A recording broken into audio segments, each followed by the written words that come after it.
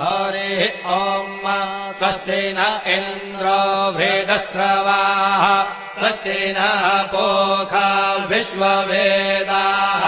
स्वस्ति नस्तार्क्ष्यो अरिष्टनेमिः स्वस्ति नो बृहस्पतिर्दधातु ॐ पयः पृथिव्याम् पय ओषधेऽपयो दिव्यन्तरिक्षे पयोधाः पयस्वतेः